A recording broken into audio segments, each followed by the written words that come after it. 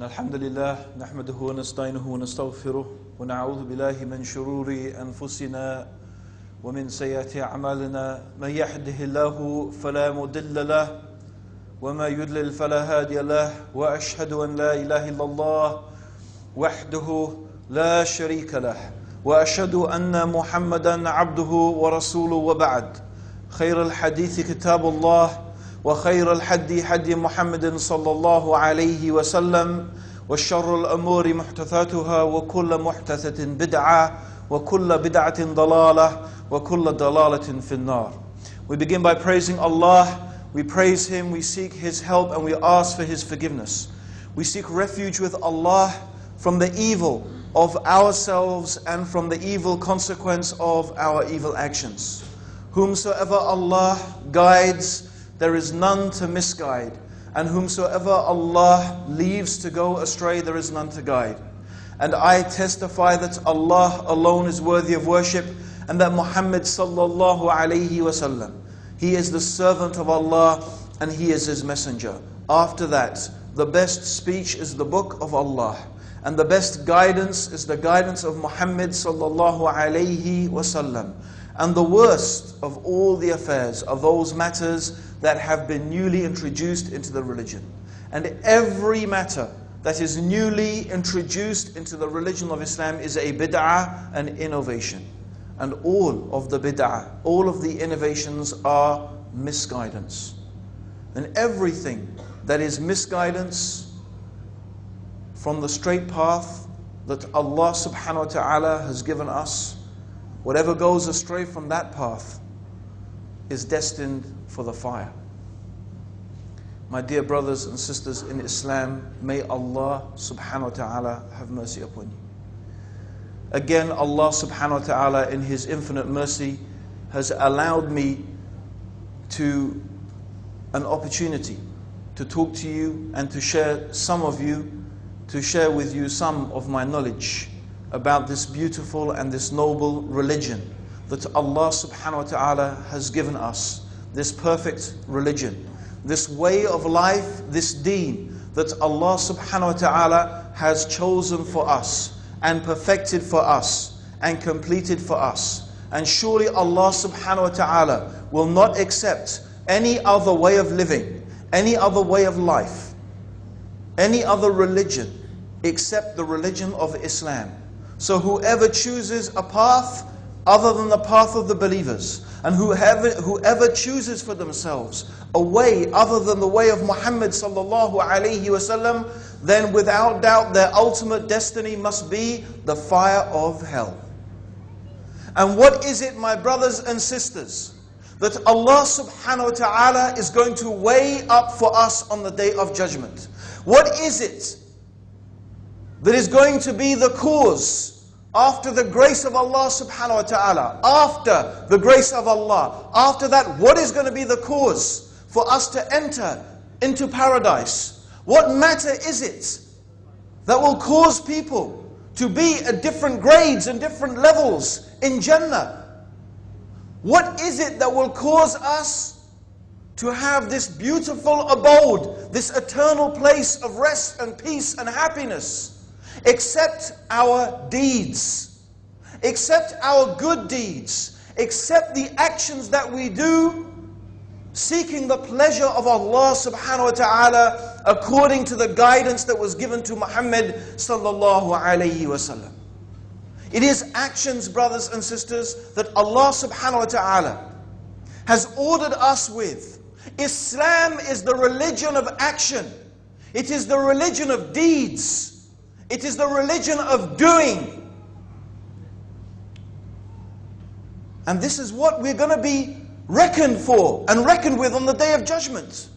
The good deeds in one scale and the bad deeds in the other scale. That is it. So whoever's scale of deeds is heavy with good, huwa fi 'ishatil radiya, they will have a beautiful and a pleasant life. But whoever's scale of deeds is heavy with evil, then they will go to the hellfire. This is what Allah is going to reckon for us. And when the people go into paradise, the angels will say, peace, welcome to you. This is your reward for what you used to do. We have a saying. We have a saying, we all know the saying. And the saying goes, actions speak louder than words. Actions speak louder than words. Talk, brothers and sisters, is cheap. Talk is cheap because anyone really can flap their mouth and waggle their tongue. Anyone can do that. It's cheap and it's easy to talk. But in fact, those people who have knowledge and those people who have understanding, they know and they realize that in fact, my brothers and sisters, speech is something dangerous. Speech is something we should take care of. There is a long narration where the Prophet ﷺ is explaining to Mu'ad ibn Jabal.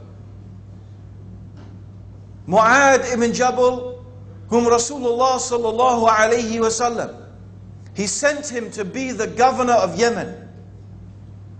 Mu'ad ibn Jabal, that great companion. And he was talking to Mu'ad. And the Prophet ﷺ loved Mu'ad. And he used to advise Mu'ad. And he was explaining to Mu'ad ibn Jabal about Islam, about the benefits of charity, about the benefits of fasting, about the benefits of praying late in the night. And that the peak of this matter was jihad, the struggling in the path of Allah subhanahu wa ta'ala. And then he said to Mu'ad, "O Mu'ad, do you know what is the controlling of all of that? Do you know what will control all of that?" He said, "Allah and His Messenger know best." The Prophet ﷺ said, "Control this.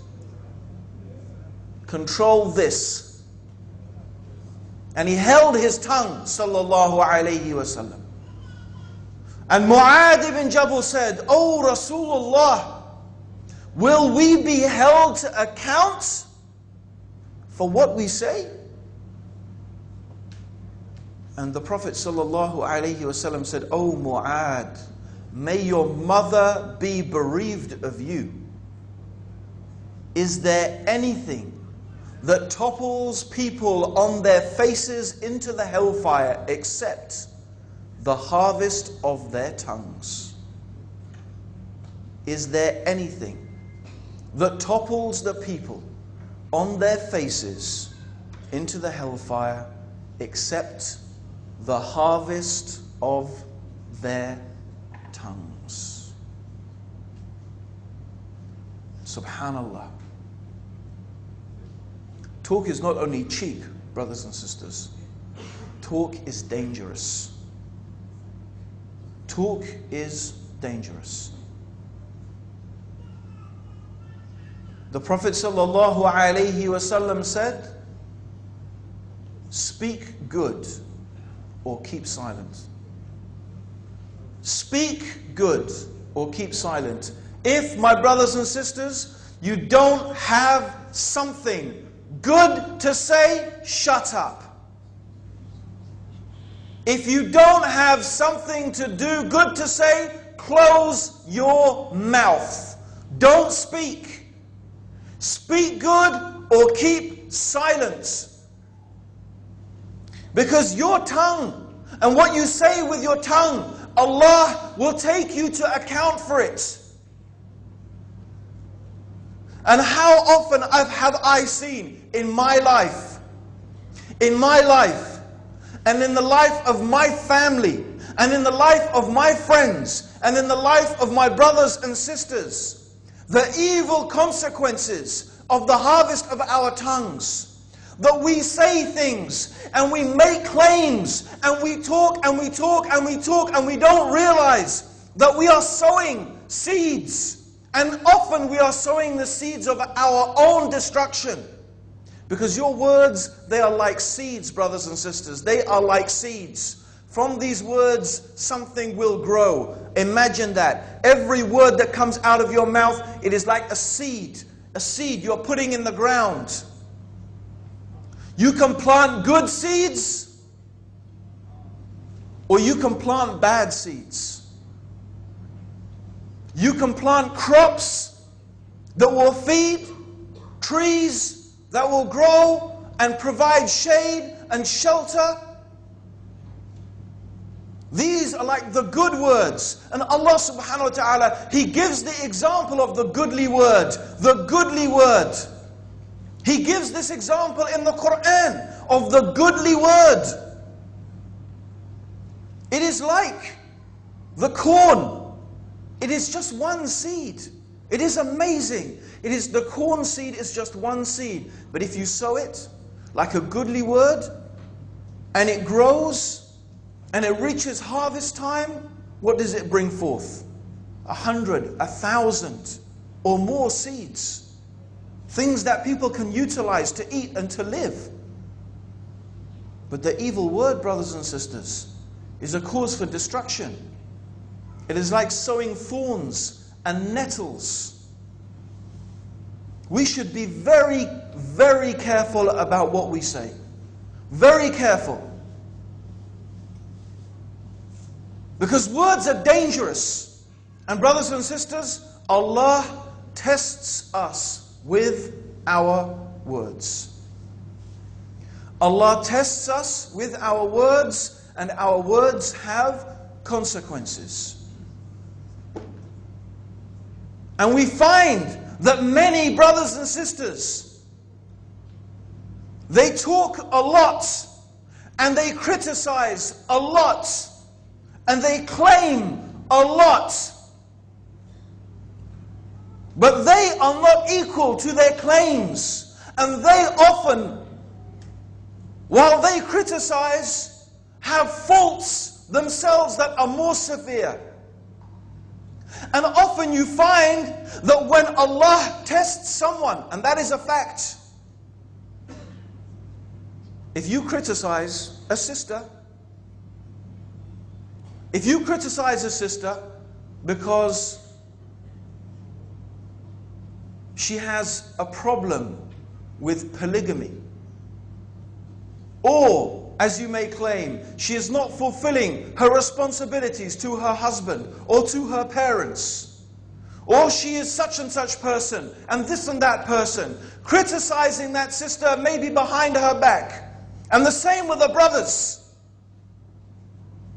You make an accusation, a criticism. Believe me, Allah will test you with your words. Allah will test you. The very same thing that you criticize them for, Allah will test you.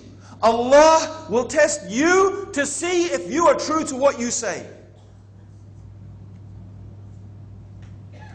This is the fact. And sometimes, alhamdulillah, you'll prove worthy. The things you talked about, you were sincere about it, and you were true to it. So alhamdulillah, you'll pass the test. But how many people have I seen fall by the wayside? How many tongues waggling and criticizing, and so busy looking at the faults of their brothers and sisters, but they didn't look at themselves. They were so busy criticizing, they didn't even look at themselves to see what is in their own hearts, to see their own deficiencies, their own inadequacies. They didn't even know their own strengths and weaknesses. So quick to blame, so slow to take blame. And then when Allah tried them with their words, they proved wanting. And they fell into the same fitna that they used to criticize other people for. How many times have I seen that? How many times an evil word against your brother reaps consequences for years? And I will tell you, I'm telling you something from my own life. Not to expose to you my sins and inadequacies, but to warn you of something I know personally. Of a word can have a devastating effect. a devastating effect. Alhamdulillah, when I first became Muslim, Allah subhanahu wa ta'ala blessed it to make it very easy for me to pray in the night time, to stand for tahajjud. And one day, I was invited to go on a walk, a sponsored walk. We walked from Bradford to London. It's 250 miles. In fact, the same distance from Mecca to Medina. This walk was taking us 2 weeks, and on the way, every night we stopped in a mosque and we were raising awareness about a charity organization. And this, by the way, brothers and sisters, I want to warn you about. It was an action, and inshallah, I hope a good action pleasing to Allah. But sometimes, and this is very dangerous, you can become proud of your actions. You can feel proud of yourself. You think you are so good. You think you are so great. Look what I am doing. Look how much I am doing. And look how little you are doing. And so one night we stayed in the mosque. And in the mosque, there were some brothers who were on tabligh. They were on tabligh, from tabligh jama'ah. And I, anyway, had some issues with them from before. However, we had to get up early in the morning after Fajr to start our work. And the brothers from tabligh, what did they do? Instead of getting up and getting ready and doing whatever, they were sleeping. And I said a word. I said a word, an unjust word about them. I said, all these people do is they sleep. Wallahi, what an unjust word to say about them. I could have said a just word. I could have made a just criticism, but this was not a just criticism. You know, brothers and sisters, from that time, for years and years and years, I found it almost impossible to get up for tahajjud. I really believe from that day, Allah subhanahu wa ta'ala put a fitna on me because of the evil of an unjust word that I said. This is the harvest of the tongue. A foolish word, an unjust word spoken about your Muslim brother and sister. This is the harvest of the tongues. And if this is the harvest of the tongues in this life, how will it be on the day when we stand in front of Allah subhanahu wa ta'ala? How will it be on the day of accounting? How will it be on the day of reckoning? When we will have to pay for every single thing that we have done, every abuse that we have suffered or caused to suffer our Muslim brothers and sisters, we will have to pay them. We will have to pay them. And we won't be paying them with money because we won't have any money. It'll be too late to apologize. It'll be too late to make amends. No. We will have to pay with our deeds. Our good deeds will be taken away and given to those people that we abused, given to those people that we backbit, given to those people that we slandered, given to those people against whom we did injustice. And if we don't have any good deeds left, we will have to take their sins. And then, it's only after that, by the way, the deeds will be weighed. First is the accounting. Words, brothers and sisters, are dangerous. Be careful what you say. Be careful what you say. Be careful what you say. Talk is cheap. If you are going to speak, if you have to speak, let good come out of your mouth. Let good come out of your mouth. If you haven't got something good to say, be quiet. What Allah wants from us are actions. What Allah wants from us is action. And action here means actions of worship. Actions of worship. This is what Allah wants from us. Ibadah. Amal. And the amal here means worship. actions of worship to Allah subhanahu wa ta'ala. This is what Allah wants from us. But these actions have some very, very important prerequisites. In order for our actions to be accepted to Allah subhanahu wa ta'ala, we need some very important conditions to precede it. Number one is true and complete iman. This is not an action that must be mixed with shirk. It is not an action that must be mixed with kufr. The second thing is we need sincerity. Oh brothers and sisters, we need sincerity. We need ikhlas. Our actions are of no good if they are insincere. Mountains of actions, mountains of deeds of worship will be of no benefit if they have not been done sincerely for the sake of Allah subhanahu wa ta'ala. And we remind myself and yourself, brothers and sisters, of that hadith. We all know it, but we need to hear it. Even if we heard it every day, it wouldn't be enough for us. If we woke up and this is the first thing we read of our day, alhamdulillah, it would be good for us. And this is about the first three people to stand in front of Allah on the Day of Judgment. The first three people to be taken to account by Allah on the Day of Judgment.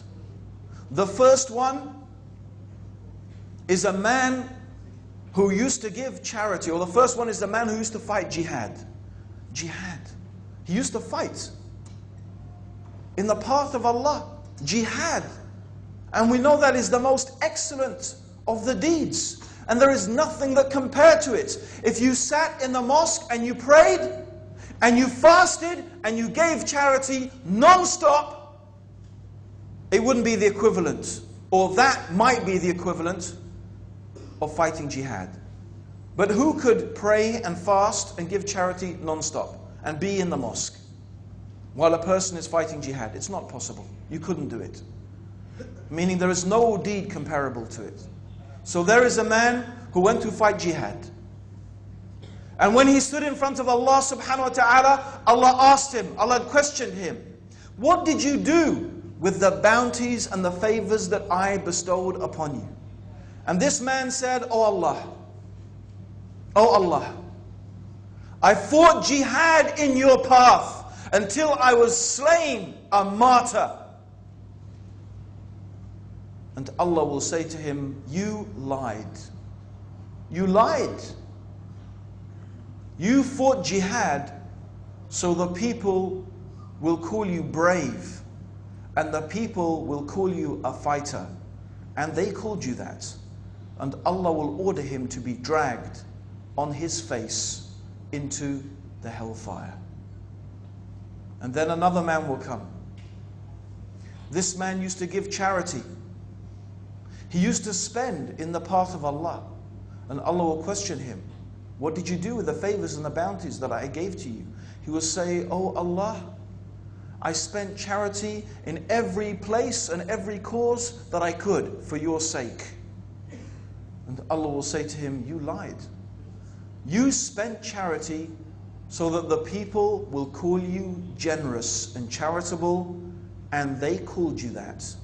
And Allah will order him to be dragged on his face into the hellfire.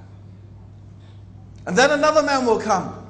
A man who learned to recite the Quran and he learned religious knowledge. And Allah subhanahu wa ta'ala will ask him, what did you do with the favors that I bestowed upon you? And he will say, oh Allah, I learned your book and recited it. And I learned religious knowledge and taught it for your pleasure. And Allah will say to him, you lied. You learnt Quran so the people will call you a reciter. And you learnt religious knowledge so the people will call you a scholar. And they called you that. And he will be ordered to be dragged on his face into the hellfire. These are the first three people who will be brought and accounted by Allah subhanahu wa ta'ala. And they are the best of the deeds. Jihad, giving charity, learning the Quran and memorizing it, and religious knowledge and being a scholar.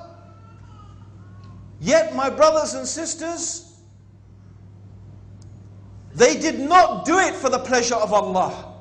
They were not sincere in their actions.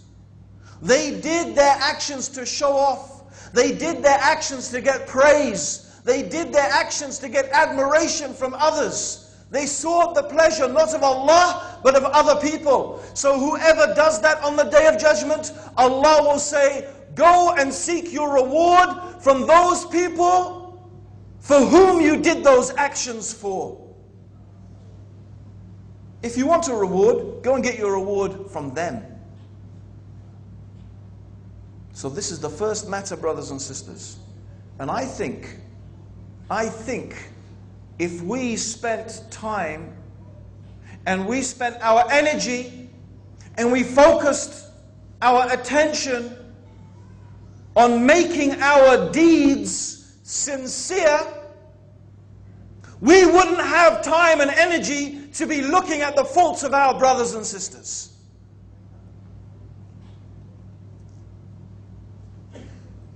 Blessed is the one who is so preoccupied with his or her own faults that that person doesn't have time to see the faults in others.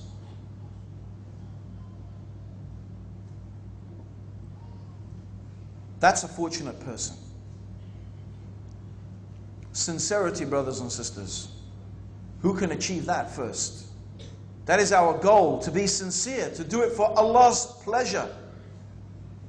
But that is not enough for our actions to be accepted. The third is that the action has to be correct. It's not enough that our actions are sincere, but our actions have to be correct. They have to be according to the Sharia. They have to be according to the Sunnah of the Messenger sallallahu alaihi wasallam. They have to be, if Allah is going to accept them as actions of worship, for which we are going to get rewarded, they must be actions that Allah has approved of. And therefore, it is essential that before any action, we need ilm, we need knowledge. Knowledge precedes action. Before action comes knowledge. We have to study, we have to know what the Sharia requires of us, what Allah wants from us, brothers and sisters. What does Allah want from us? What actions does Allah expect from us? What are the ibadat that Allah requires from us? And that needs knowledge. That means we need to study the book of Allah. That means we need to study the guidance of the Messenger sallallahu alaihi wasallam. And we need to look into the example of the companions and the scholars who took from them and learned from them. And what is important also in respect to this matter is to know which actions are more important and which actions are less important. We need to know the superiority of the actions. We need to know which one takes precedence over what. For a simple example that I'm sure we are all familiar with. A simple example which I'm sure we all are familiar with is that we all know that the obligatory actions are more important and take precedence over the supererogatory actions. If we are busy spending our time doing supererogatory actions, but we have neglected the obligatory actions, there is something wrong with our actions. There is a deviation and a misguidance in it. A man spends all his night, he doesn't sleep. He spends all his night praying, tahajjud. But he sleeps during the day and misses his fard. This is not correct. This is not correct. This is misguidance. And there are many people who do not understand this issue, and they have confused this issue. And they are busy doing supererogatory actions, but they have neglected many things that are more important than it. And this could be a cause for our actions to be not accepted. This is why knowledge is so important. And we need to take time and we need to spend time studying and seeking knowledge. And the truth is, my brothers and sisters, there are many people, perhaps in this room, perhaps not, but certainly amongst the Muslims, there are so many people who are so occupied with the dunya, with their jobs, with earning money. And this is money that is beyond their needs. It is money that is beyond their requirements. They work and then they do more work. And even though they have money, they work to get more money and more money. That itself is not a problem. That itself is not a problem. But it is a problem when these people neglect their worship for Allah. They neglect to worship Allah. They neglect to learn the basics of their religion. They don't know the obligatory from the recommended. They don't know what Islam requires of them. They don't know the fundamentals of their aqeedah, of the belief that the Muslim should have. They are ignorant of the most basic affairs of being a Muslim. But they are spending their time and their energy pursuing wealth. And they're never satisfied. They have thousands of pounds, but they want thousands of more pounds. They have thousands of dollars, they want thousands more dollars. But these are people who know nothing about their deen, who have not studied it and have not learnt it. And then they give the excuse. And there are people occupied and so preoccupied in their dunya. And they give the excuse. You see, they say, working to provide for my family is a type of worship. Working to provide for my family is a type of worship. And this most certainly is true. Working to provide for your family is a type of worship. But you know what? Going to your wife to guard your eyes and to guard your private parts is also an act of worship. But what would you say of a man who does nothing except spends all his time going to his wife and doesn't concern himself with learning his deen? Eating is also an act of worship if your intention is to make yourself strong physically and mentally. But that doesn't mean you can spend your whole time non-stop 24 hours a day eating and eating and eating. It is the same with working. With work, brothers and sisters, this is the rule. You treat the work like you treat the toilet. Work, you treat it like the toilet. You know, you go there when you need to. You go there when you need to. You have no business making your life there, spending all your time there. You go to it when you need it. When you finish, you get out.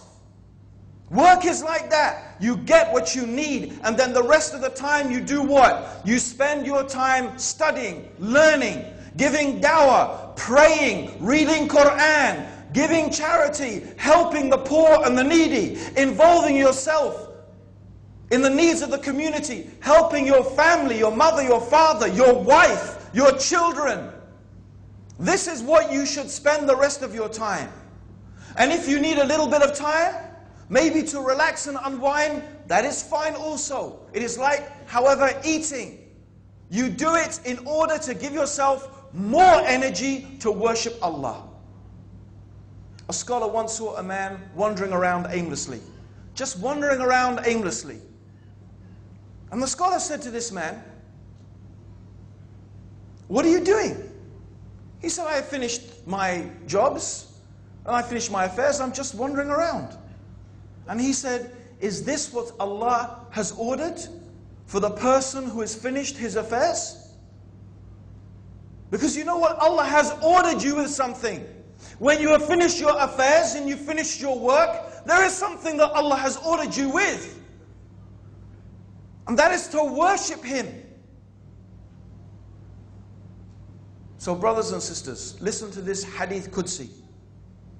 Verily Allah says, O son of Adam, free yourself for my worship, and I in turn will fill your chest with satisfaction and remove your poverty. And if you don't, I will fill your hands with distraction and will not remove your poverty. Subhanallah. O son of Adam, free yourself for my worship. Free yourself for my worship. If you do that, Allah will fill your chest with satisfaction. What is the use of the dunya that never satisfies you? What is the use of wealth that gives you no happiness? You just accumulate it and accumulate it. Things that you get them, but they do nothing for you.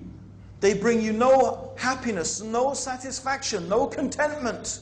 In fact, you just spend your time pursuing more of them. This is the true poverty. This is the true poverty. If you do not free yourself for the worship of Allah, then definitely Allah subhanahu wa ta'ala is going to fill your heart with distraction. And this is why you see the people who are far from worshipping Allah. They're always distracted. You never find them really people who are truly happy and content. They are always depressed. And even when they are happy, it is an artificial happiness. And although they may have riches, in fact, they have poverty. Because the true wealth, brothers and sisters, is contentment. So free yourself for the worship of Allah subhanahu wa ta'ala. This is what we must do. We work according to what we need. As I said, treat it like the toilets. You go there when you need it. The rest of your time should be pursued in studying, reading, learning about Allah's deen, seeking ilm al-nafi', beneficial knowledge. Beneficial knowledge. Knowledge that will benefit you. And this is important. What is beneficial knowledge? What is beneficial knowledge? Beneficial knowledge, brothers and sisters, is what leads to amilus salih, righteous actions. Ilmul nafi' wa amilus salih. Beneficial knowledge and righteous actions. And there is a beautiful saying of one of the scholars. He said, knowledge that does not cause you to weep is not beneficial. Knowledge that does not cause you to cry for the fear of Allah, it's not beneficial. This is the beneficial knowledge. The knowledge that will benefit you is what is going to benefit you when you meet Allah subhanahu wa ta'ala on the day of judgment. This is the beneficial knowledge. Knowledge is never to be sought for its own sake. No. Knowledge is to be sought so that we can translate it into action. Knowledge that is not transformed into action will only be a witness against you on the day of judgment. So we seek knowledge in order to translate it into action. But we cannot do action without knowledge. Knowledge without action is no good. Action without knowledge is no good. No, knowledge that leads to action. Act on what you know.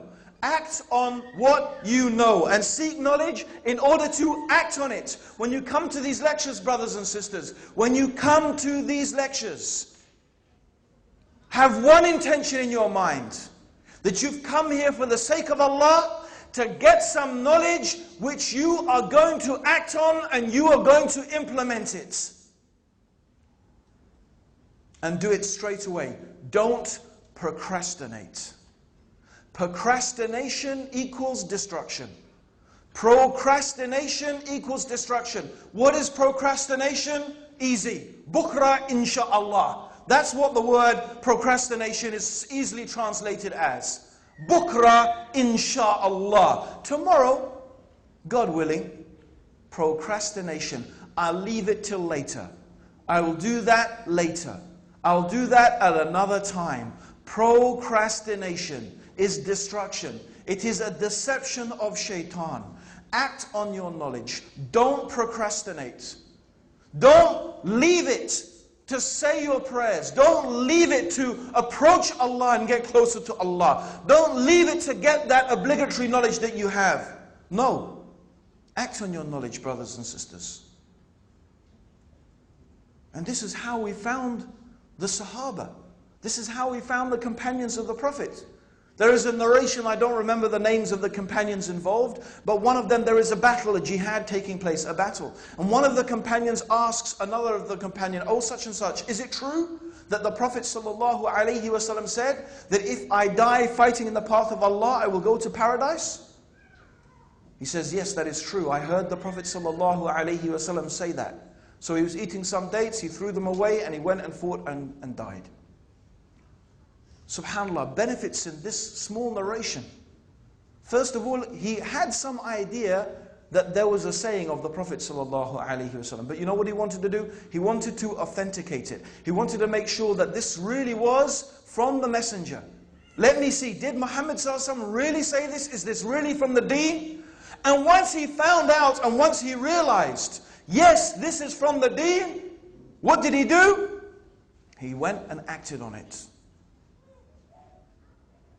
He didn't procrastinate. He didn't sit there saying, oh yes, thank you, that's very interesting. Now let me see what else I can do. Now, and a lot of people are like that, brothers and sisters. People want to come and ask me questions. And as I was giving this talk, it came to my mind, and I'm not going to mention anyone specifically, but people come and ask me questions. Oh brother, do you think such and this and that is in my life? Do you think I should happen? Do you think I should do this, or what do you think I should do? Now some things, it's a matter of ijtihad, it's a matter of interpretation. In fact, very often people know their own situation better than I could ever know it. But sometimes there is a clear Sharia ruling that no, this is haram. This is forbidden.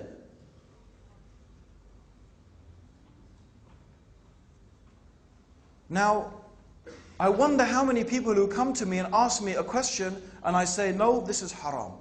A sister may ask me, I have a husband, he doesn't pray, he doesn't practice, he's committed adultery. From the opinion and the understanding, what I know is that a person who commits adultery has to divorce his wife. It is haram for them to remain married. It is haram. Has to divorce his wife. So now you've asked a question, you got the answer, now act on it. Do I have to wear hijab? The proof is this and this. Do I have to grow my beard? The proof is this and this. Act on it. Don't procrastinate. Because if you leave it, you'll leave it, and believe me, it'll get harder and harder to do it. Anyone ever did anyone ever do any high diving? Did anyone? No. Okay. Well, I used to do high diving. When I was young, I used to do high diving. And they used to have this board, I don't know how high it was high. Maybe, I don't know, 20 meters. It was very high. And we used to, me and my brother and my friends, there were actually 3 boards. There was a little bouncy board, that was easy, bouncy, bouncy, splosh, okay? Then you had the other one, okay? That was about, maybe that was a 5 meter, 12 meter board, I don't remember. And that had a bouncy board on it as well. It was very easy just to jump off the concrete bit. If you had a bit more guts, you'd bounce off the bouncy bit, okay? But then the other board, boy, that was high. That was high up. Okay, and you look at it and you'd spend half an hour looking at it and say, I can do it, I can do it, I can do it. It's not that far, it's not that far. So eventually, you walk up, you get up there, and then you walk to the edge, and believe me, everyone looks like little ants crawling around. And then not only do you look down on the pool, because the pool is clear, you look down to the bottom of the pool, which of course is another 10 meters, right? And suddenly you think you're up in space. And you're thinking, if I move this way or that way, my back is going to split open, it's going to hurt for a week. And believe me, the more you look and the longer you look, the harder it gets. And the time you usually do it is when you walk up, you know what you have to do. You walk up, you stand on the edge, you look up, and you just jump. Well, you don't jump, actually. You let yourself fall and you dive. That's when you'll do it. But you know, when you procrastinate, most of the time, you'll chicken out. And you know what? Everyone is looking at you. They're all looking at you. Is he going to jump? He's gone up. You know, they're seeing, everyone's going, is he going to do it? And then you chicken out and you walk down, everyone goes, oh, yeah.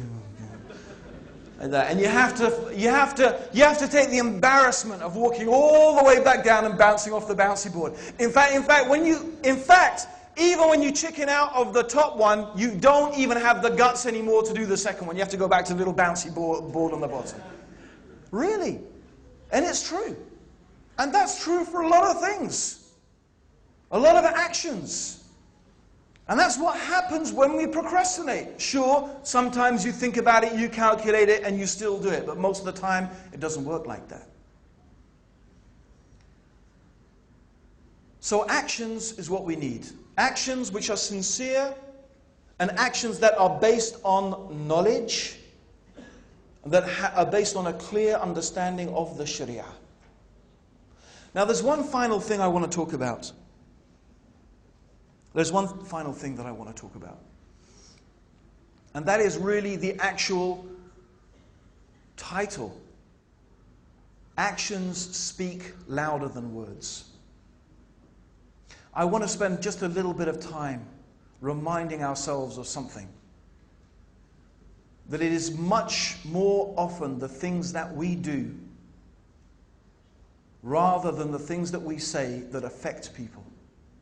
And the history of Islam bears testimony to that, brothers and sisters. The history of Islam, from Rasulullah sallallahu alayhi wasallam to his Sahaba, to those people who spread Islam, our pious predecessors who spread Islam across the face of this earth. And it still holds true today. We find that actions speak louder than words. Remember the incident?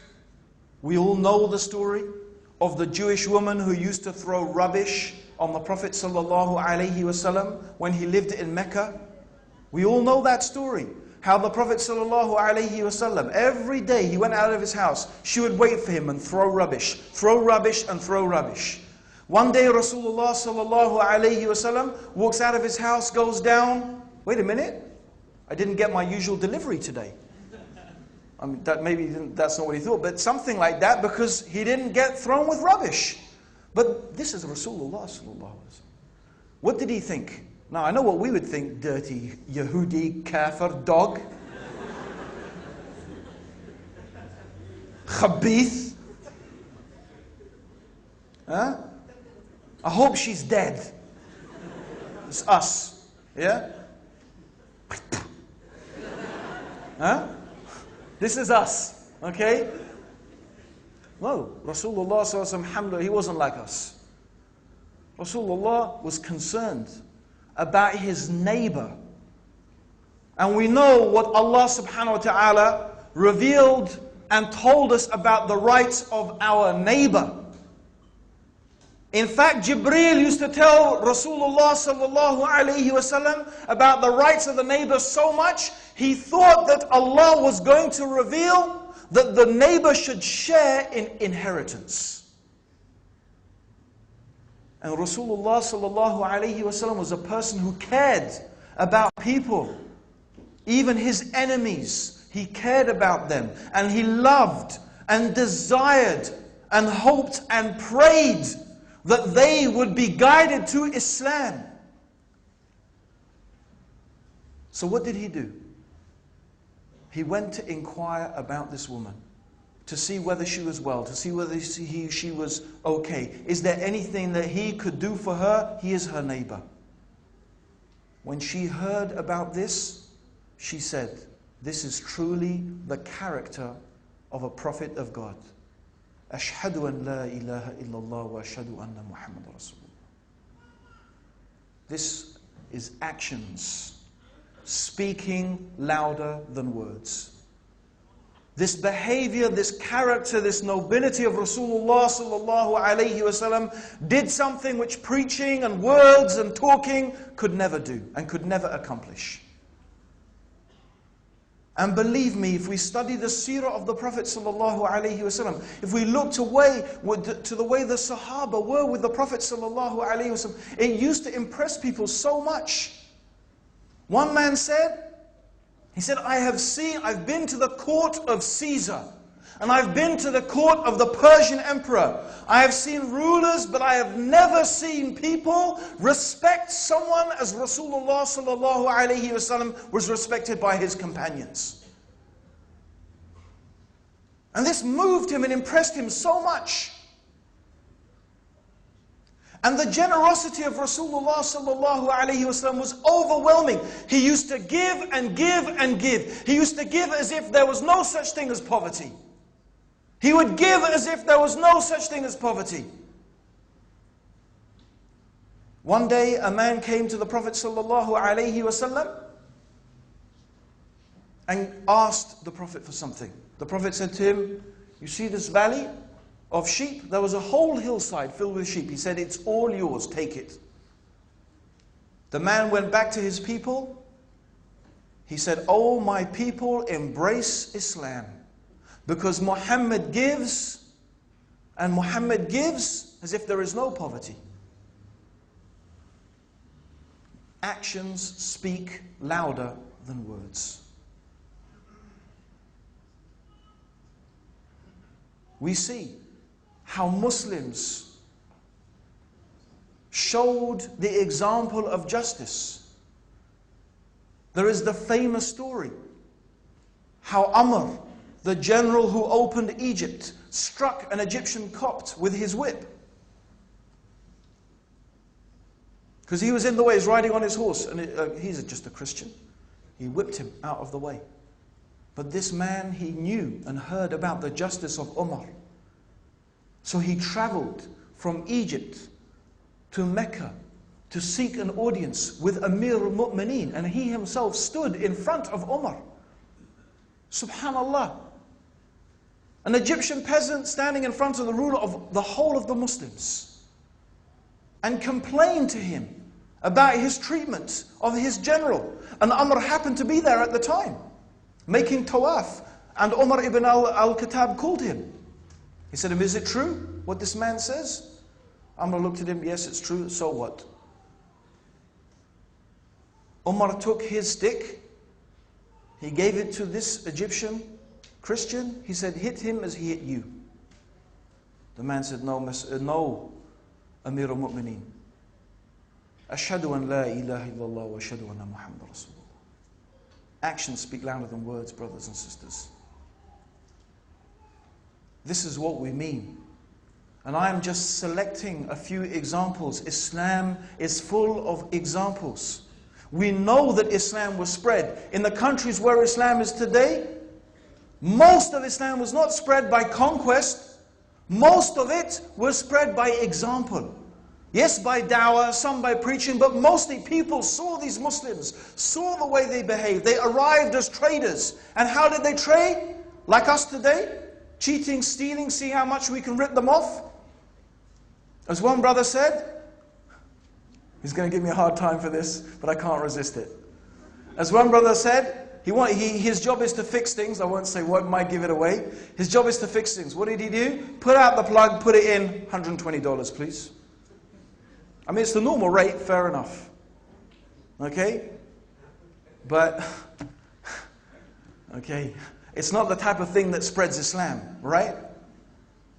Seriously. Look at the traders. If you look at them, their action, their behavior, their honesty, their truthfulness, their trustworthiness. Subhanallah. Subhanallah, this is the thing. And there was enough. The people didn't need to hear, what is your religion? They said, I want to follow your religion. I want to follow your religion. I tell you an example from my own life, where action spoke louder than words. I could give you many examples. Many examples. I remember my cook, when I used to live in Egypt, I remember my cook, Ibrahim, may Allah subhanahu wa ta'ala have mercy upon him. I used to see him as the kindest, sweetest man, subhanallah. And being Easter, it's quite appropriate, this story, okay? At the time, it was very difficult to get Western things in Egypt. when I lived there, and my mum had bought these Swiss chocolate Easter eggs. And there were all these little Easter eggs, and she put them in this big basket in the kitchen. Big mistake, okay? And she put them in the basket near the door, and me and my brother, of course, you know, we'd just take one and think, yeah, it wouldn't make any difference, and we'd take one, you know, and like just before Easter arrived, there was like 2 left. We had totally demolished them. I don't know how my mum didn't see it, but one day she came in and said, "Where are all my Easter eggs? Anthony, did you do it?" "No, it wasn't me." "Duncan, did you do it?" "No." So my mum went to talk to Ibrahim, the cook. This is Ibrahim. He loved us so much. I don't know why. We were horrors. But he loved me and my brother so much. You know what he did? He took blame for it himself. He took blame for it. Subhanallah. This kind, sweet man. Stuck in my mind. He's Muslim, and he's the guy I used to see praying. Subhanallah. Actions speak louder than words, brothers and sisters. And subhanAllah, I could give you many examples. Brothers that and I tell often brothers this, or sisters, when we're having a discussion. I remember many years ago, I was having a discussion with someone. We were having a debate about Shia Sunni Shia debate. So the brother was very, very insistent. "No, the Shia this and such. And I was saying, "No, they're not, and you shouldn't say that, and they're Muslims and such and whatever." So he took me out to dinner, and he bought this sheikh from Saudi. So he was going, the brother was going, "Go on, sheikh, tell him, go on, sheikh, tell him." Like this, okay? So the sheikh's just saying, "Mustafa, calm down. So the sheikh starts, "Brother Abdurrahim," and so he says a few words. Before it, you know, I'm just saying blah blah blah, this and that, this and that. He says, "Yakhi, alhamdulillah, it's no problem. Let's just enjoy our food." Subhanallah, I was so impressed with his adab, his akhlaq. I was so impressed. I thought, Subhanallah. You know, when I read the Quran and I read what Allah subhanahu wa ta'ala said about the believers, how they say peace to the ignorant. Subhanallah. I was so impressed that I thought, now I want to know what this guy has to say. I want to know what he has to say. I wish I had listened to him, because I was so impressed with his manners. Actions speak louder than words, brothers and sisters. That is something that we have to understand. Let us be very careful about what we say. And alhamdulillah, let us also be careful about what we do. But let us concentrate our efforts, brothers and sisters, on worshipping Allah subhanahu wa ta'ala, in directing our attention to learning Allah, to learning His deen. Let us reduce this criticism of each other, this backbiting of each other. And I have to mention something. I'm sorry, I have to mention this. I gave a talk yesterday, and some people seem to be confused about my talk. And of course, I was mentioning, as you know, those of you who listened to it, I was trying to point out the fact that Islam has encouraged and honored the woman as a mother and as an obedient wife. And I mentioned, and I stand by it, that it is very sad to see that some brothers and sisters have this attitude, we're going to have 1 or 2 kids. And that we're going to leave it at that. And then some information came to me today that there are some, almost immediately, one sister started receiving criticism. "Oh, you sister, you see you've just got 2 kids. Why are you having more?" Yet this sister is doing something which no other sister can do. She is teaching tajweed. And the reason that she doesn't want to have more kids is because if she gets morning sickness and she's looking after the kids, she is not going to be able to teach tajweed. Are we on the same planet here, brothers and sisters? I'm not quite sure. Because what we were talking about was being defeated by the mentality of the kuffar. Their mentality is that we have 1 or 2 kids. Why? So we can enjoy the dunya.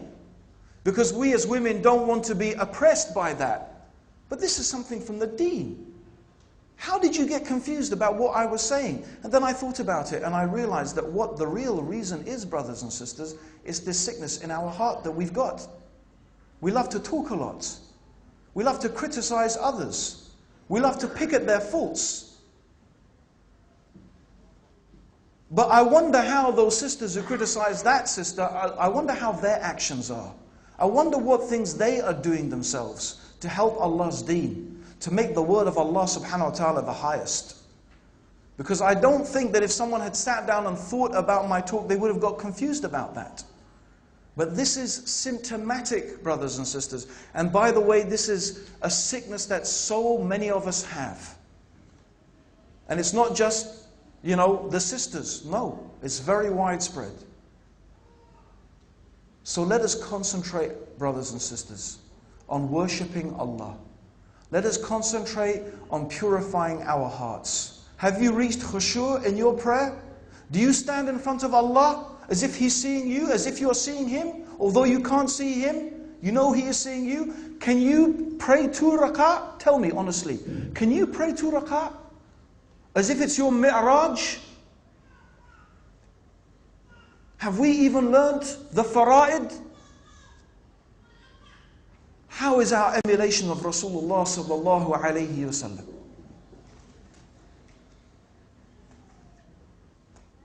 Brothers and sisters, these are the things I want all of us to think about. Myself, it's not a criticism of anyone. First, it starts with me. And inshallah, I hope these words are for me first, before anybody else. And finally, brothers and sisters, I want to mention something.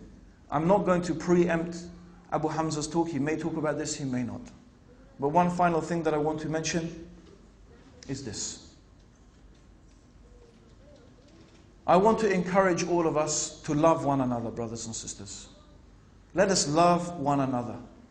Because you know what? That's something we're really missing. It's there, alhamdulillah, a bit. We need it more. We need love. I know it sounds like some hippie, whatever, this and that, but really, believe me, the more I think about it, the more I want to tell you, brothers and sisters, all of you. Everyone here today, everyone who came, I love you for the sake of Allah subhanahu wa ta'ala. I love my Muslim brothers and sisters. Alhamdulillah for Islam. And believe me, if I love you for your Lebanese cooking, okay, it's very good by the way, okay, and I love you because you're good-looking people, okay, and I love you because you're friendly Aussies, okay, believe me, you know what? It's no good. It's no good. It's actually useless. We need to love each other for the sake of Allah subhanahu wa ta'ala. We love each other for our Islam. Because we're upon this noble, beautiful deen that has been given to Muhammad sallallahu alayhi wasallam. We need to tell each other we love each other. We need to be brothers and sisters in Islam. We need to support each other. We need it so bad. Especially living here in the West. We can't afford to be any other way. So this is something else, brothers and sisters, we have to work on. We have to work on it. We have to work on reminding ourselves how we should be to our Muslim brothers and sisters. How we should love for our brothers and sisters what we love for ourselves. And we know the hadith, we all know it. That we can never truly have true iman until we love for our brother and love for our sisters what we love for ourselves. Spend our time and energy working on that, brothers and sisters. And let us advise each other in the best way, in the way that we would accept it. If we wanted someone to talk to us, just think about it. Think. If you want to talk about someone or talk to someone, think first. How would I like that person to talk to me? How would I like that person to approach me? How would I like that person to advise me? Love for them what you love for yourself. Deal with them the way you would like them to deal with you. This is the essence, brothers and sisters, really of what it's all about. And that doesn't stop there. Let's take it another stage. Let's take it to the stage of the kuffar. And I'm not saying we love them, but we love for them to be guided to Islam. Let us treat them the way that we would like to be treated if we were them. If you were a kafir, how would you like to be treated by a Muslim? How would you like to be approached by a Muslim? Whether it's the police, whether it's the normal person in the shop, whether it's your work colleagues, think about it. Because really, brothers and sisters, the other action we need to occupy ourselves with here is da'wah. And I truly believe if you really occupy yourself with da'wah in this country the way you should, most of our problems, 99% of them, I believe, would dissipate. You wouldn't have time. We would not have time for most of the nonsense that goes on between us. And that's what I found. When I look back in England and I see some of the things the brothers are saying over there and the criticisms they are leveling and calling people who have been on the sunnah for years and calling to the sunnah for years, calling them mubtadi'een and stuff like that and innovators and accusing them of this and this. And I know you have the same thing here. I look at them and most of the time I find that these brothers are not involved in giving da'wah to the kuffar. They are not. 90% of them are not. Because believe me, if they were, they would not have time for that type of stuff. This, my brothers and sisters, is my sincere advice to myself and yourself. I love all my brothers and sisters in Islam for the pleasure of Allah, inshaAllah. And I want to say also that if I have said anything to upset my brothers and sisters that was unjust, then I ask for your forgiveness. I ask for your first Allah's forgiveness and then your forgiveness. We don't want to have any problems between us on the Day of Judgment.